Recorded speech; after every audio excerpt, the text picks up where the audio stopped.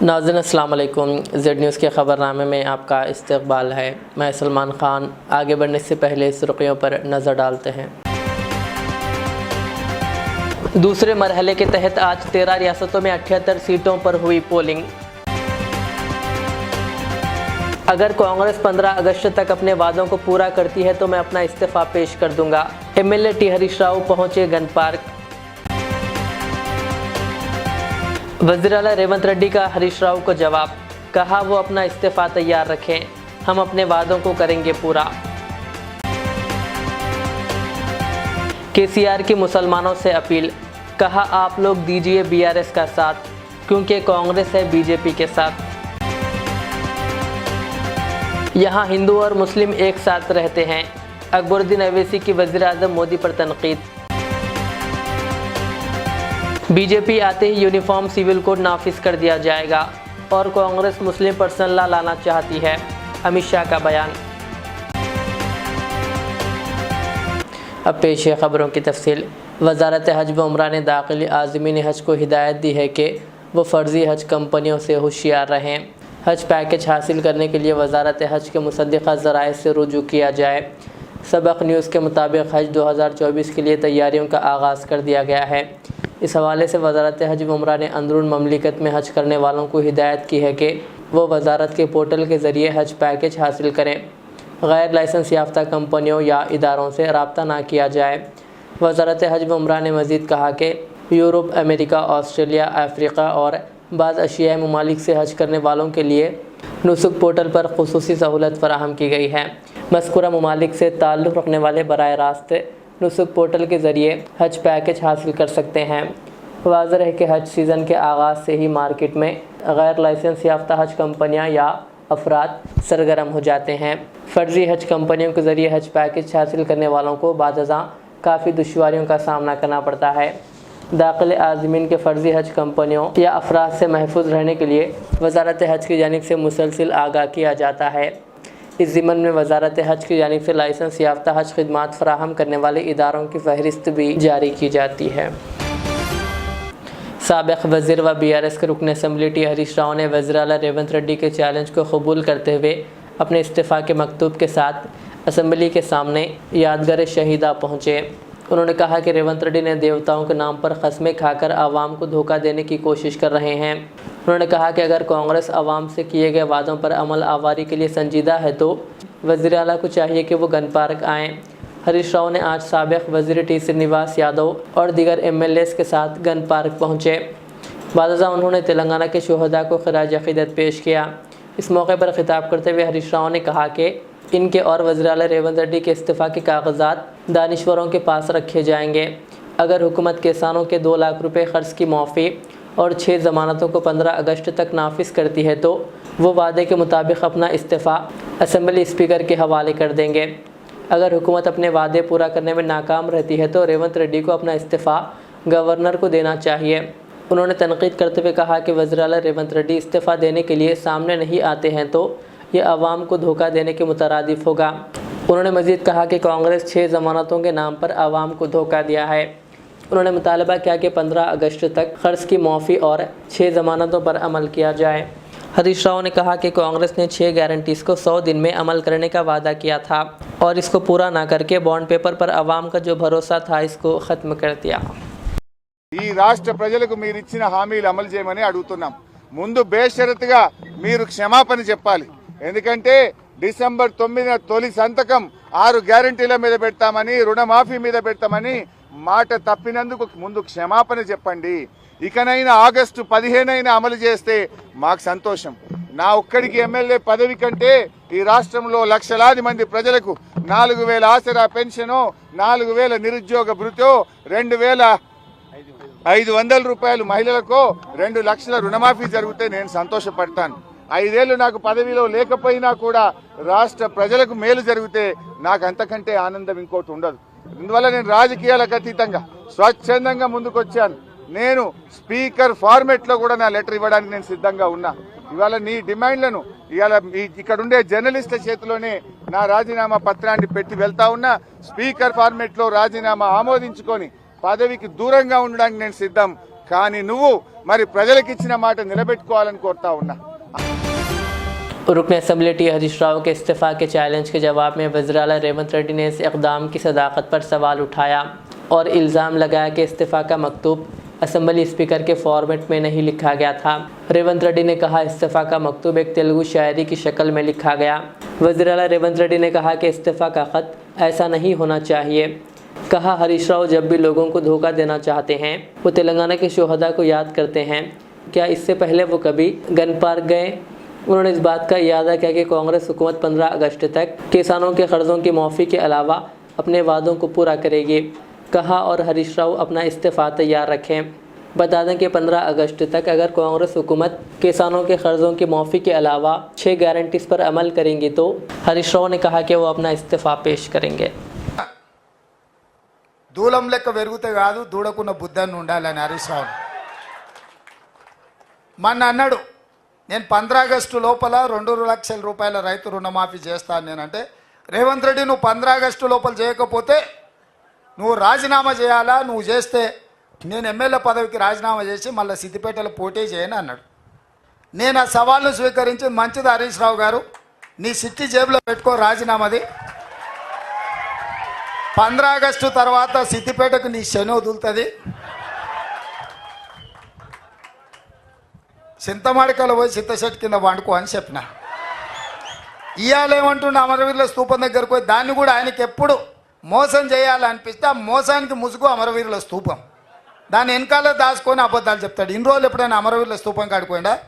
ఇవాళ పోయి చెప్తున్నాడు ఈ రైతు రుణమాఫీ కాదు ఇంకేంటి ఒక కండిషన్లు చెప్పి ఇవన్నీ చేసి ఇంత పెద్ద లేఖ రాసుకొచ్చారు. రాజీనామా లేఖ అట్లా ఉండదు.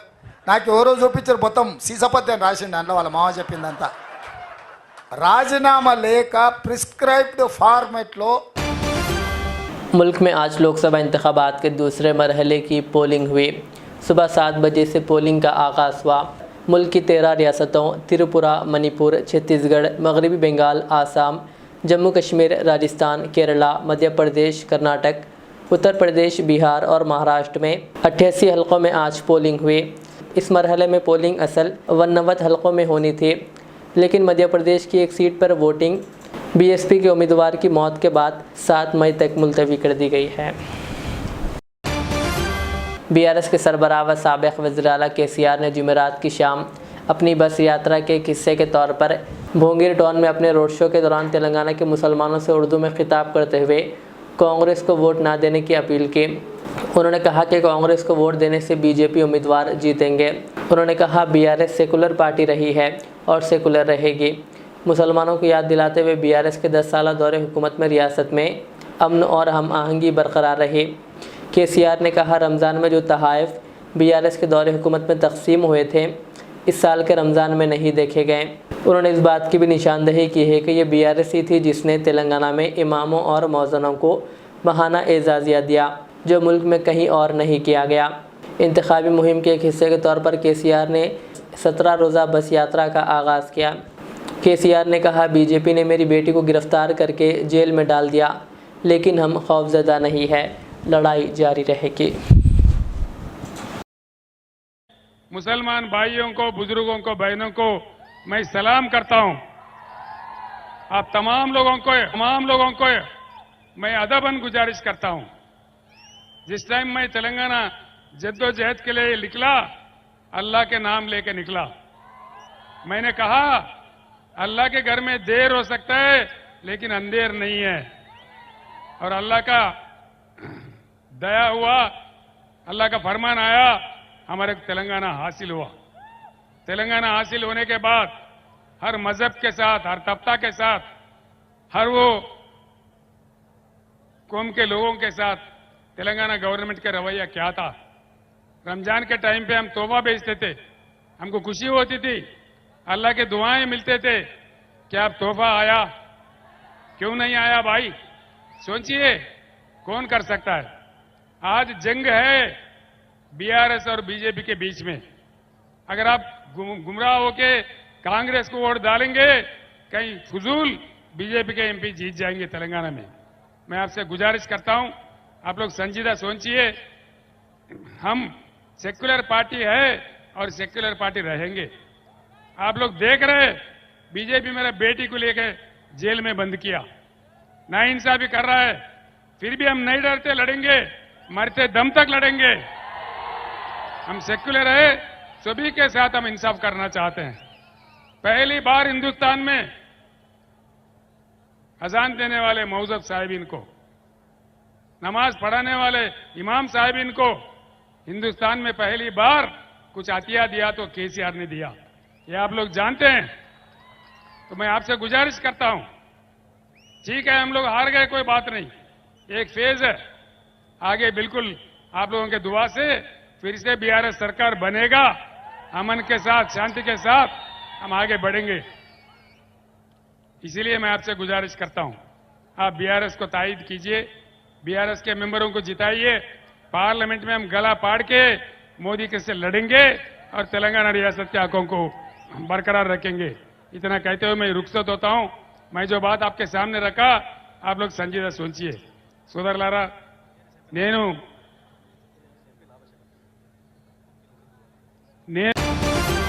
हैदराबाद साउथ जोन में पहली बार आईपीएस खातून ओहदेदार को तैनात किया गया। 2 दिन कबल इलेक्शन कमिश्नर की हिदायत पर साउथ जोन डीसीपी साई चैतन्य आईपीएस का तबादला कर दिया गया। इनकी जगह डीसीपी के तौर पर स्नेहा मेहरा आईपीएस का तखर्रुर किया गया है। 2018 बैच की स्नेहा मेहरा चेन्नई की मुतवत्तिन बताई गई है।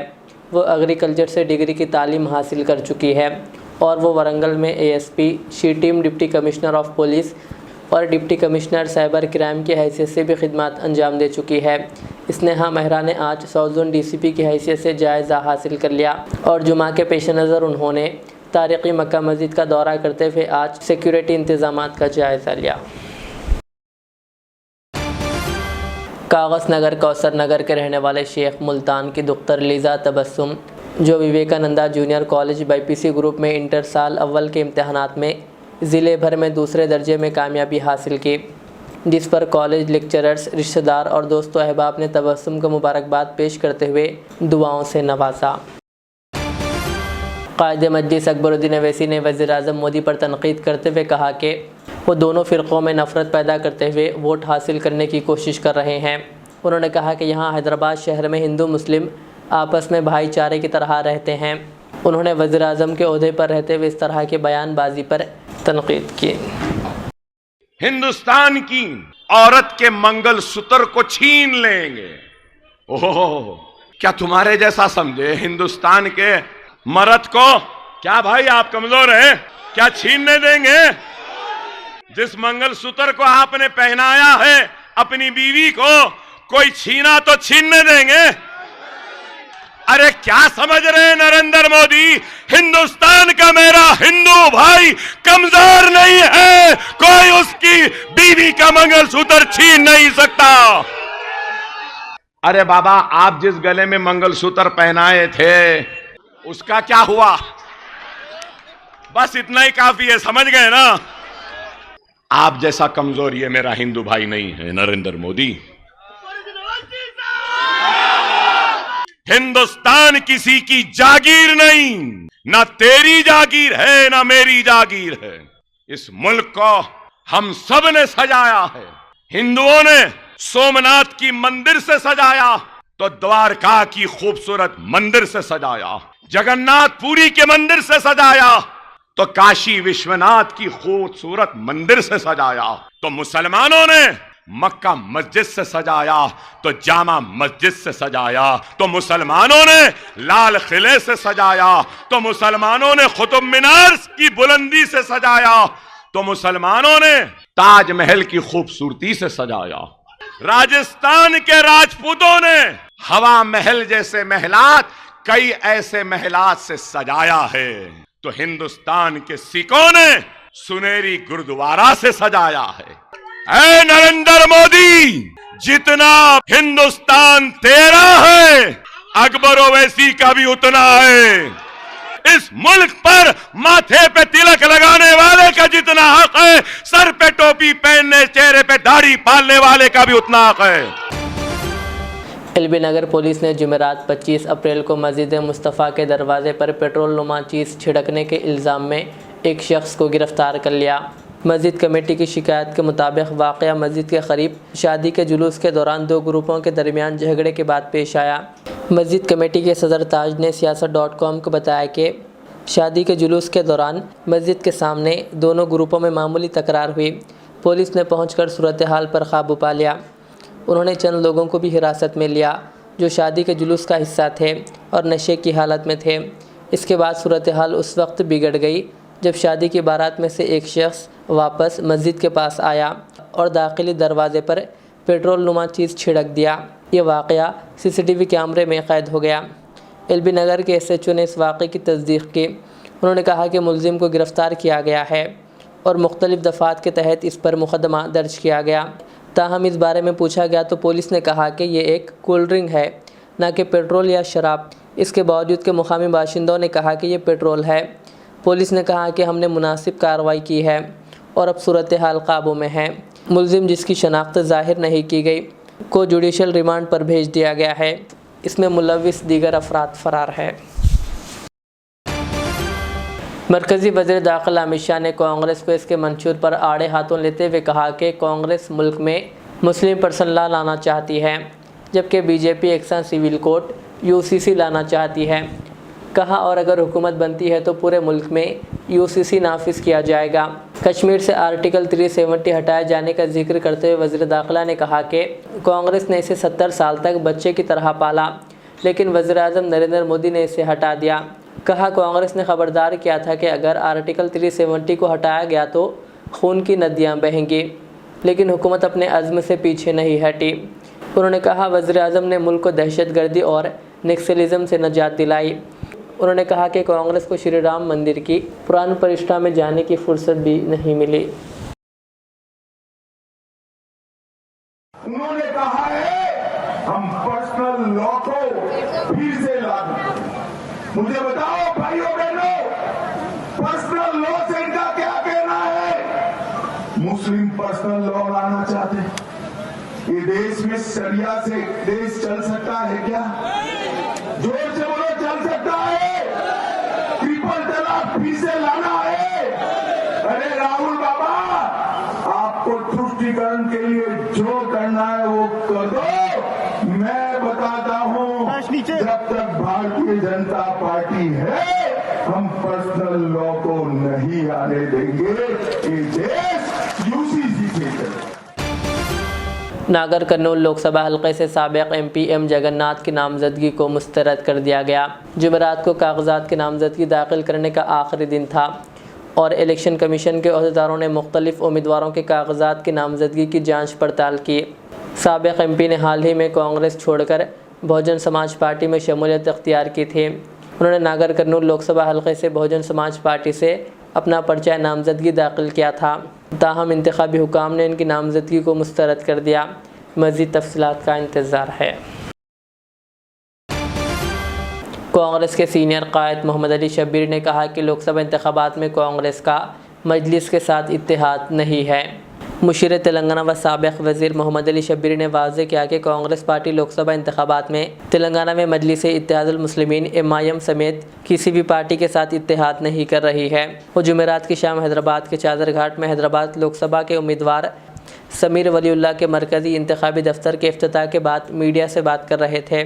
AICC के सेक्रेटरी रोहित चौधरी और दीगर सीनियर कायदीन ने इस प्रोग्राम में शिरकत की।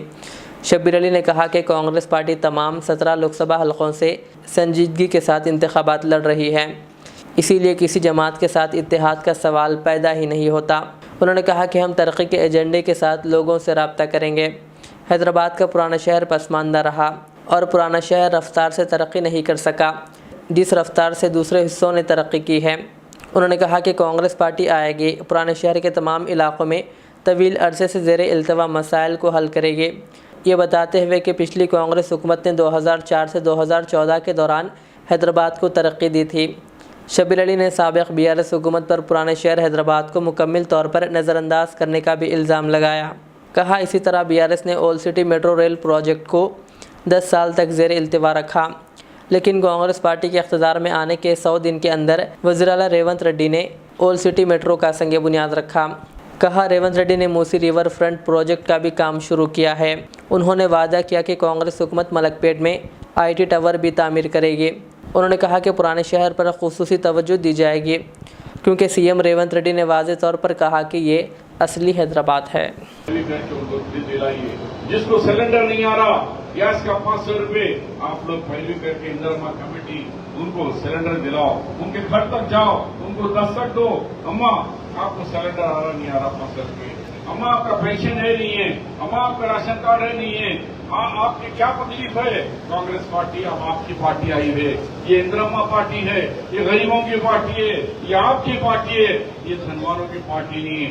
मोदी जी का एक मशहूर किस्सा है, एक साहब मुझे बता रहे थे कि बैंक में एक साहब आ रहा, 3 महीने से रोज आके बता साहब मेरा स्वेट चौपट पे कितना पैसा है बोलो, उन्हें देख रहा बोल रहा है जीरो अमाउंट है, कुछ भी नहीं हो, 500 रुपए से बढ़ के नहीं है। फिर आ रहा पूछा, आखिर में संगा के बोला है, वो मैनेजर बोले अरे बाबा अगर है क्या हिस्सा तुम रोज आके पूछते कि मेरे अकाउंट में बताओ मेरा पैसा क्या है, 500 से। अरे इतने दिन से तुम फिर रही, नहीं मोदी जी ने कहा ना 15 लाख रुपए डालने का, मैं समझा 15 लाख रुपए मेरे गिर गए। वो देखने को रोज आना 50 रुपए लगा के ऑटो रिक्शा लेके मैं गांव से आ रहा हूँ मेरे बैंक को, क्या बोल के तो अरे भाई हमारा 15 लाख, तो वो धोखेबाज है। तो अब हमारे सामने गरीबी का एक मसला है, डेवलपमेंट। आप जानते हैं कि राजशेखर निसाब कांग्रेस की गवर्नमेंट में भी इंचार्ज मिनिस्टर था, उपगुड़ा का ब्रिज से लेकर आज बंडागुड़े के बड़े बड़े रोडों से लेकर आज आपका चंद्रायन गुड्डे के ब्रिज से लेकर ये एरिया में पावर जनरेशन को जैसा करके बिजली को पकड़े तो अभी वो शॉर्ट दिया है, उस तरीके से डिम बिजली थी, तो हमने कई सर्विसेशन मेरे दौर में दिया। उसके बाद तेलंगाना ओपन स्कूल सोसाइटी यानी टॉस के इम्तहानात का आगाज़ हुआ। शहर हैदराबाद के मुख्तलिफ इलाकों में सेंटर्स कायम किए गए। डिस्ट्रिक्ट कोऑर्डिनेटर हैदराबाद के प्रभाकर रेड्डी ने बताया कि इम्तहान के पहले दिन इंटरमीडिएट के जुमला 6,265 में से 5,342 ने इम्तहान में शिरकत की, बाकी गैर हाजिर रहे, जबकि SSC में जुमला 7,019 में से 5,841 ने इम्तहान में शिरकत की, बाकी गैर हाजिर रहे। जुमला इंटरमीडिएट के 35 सेंटर्स और SSC के 41 सेंटर्स कायम किए गए, जबकि फ्लाइंग स्क्वाड्स ने मुख्तलिफ सेंटर्स का मुआयना किया। आखिर में सुर्खियाँ और एक बार। दूसरे मरहले के तहत आज 13 रियासतों में 78 सीटों पर हुई पोलिंग। अगर कांग्रेस 15 अगस्त तक अपने वादों को पूरा करती है तो मैं अपना इस्तीफा पेश कर दूंगा। MLA T हरीश राव पहुंचे गन पार्क। वज़ीर आला रेवंत रेड्डी का हरीश राव को जवाब, कहा वो अपना इस्तीफा तैयार रखें, हम अपने वादों को करेंगे पूरा।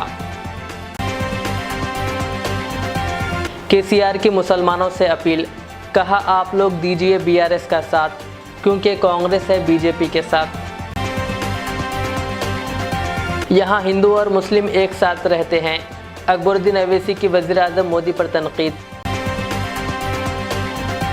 BJP आते ही यूनिफॉर्म सिविल कोड नाफिज कर दिया जाएगा और कांग्रेस मुस्लिम पर्सनल लॉ लाना चाहती है, अमित शाह का बयान। ये थी आज के दिन भर की हमारी खबरें। मुझे इजाज़त दीजिए। हमारे ज़र चैनल को यूट्यूब पर सब्सक्राइब, फेसबुक पर लाइक शेयर ज़रूर करें। अल्लाह हाफिज़। इस महंगाई के दौर में सोना खरीदना हुआ आसान। जौहरी gold diamonds and platinum Toli चौकी लाया है गोल्ड बचत स्कीम। शादी ब्याह और दीगर तकरीबात के लिए अब सोना खरीदें 11 महीने की आसान अकसात पर और 12वें महीने में अपना सोना घर ले जाएं एवरेज गोल्ड रेट पर बिना कोई एक्स्ट्रा चार्ज और 0% इंटरेस्ट के साथ 916 हॉलमार्क की jewellery, no wastage, no making charges के साथ। अब होगी बचत पैसों की और घर आएगा सोना, वो भी आसान अकसात पर। आपका भरोसा हमारी पहचान। Jauhari, crafted just for you. Gold diamonds and platinum, Toli Chowki, Hyderabad.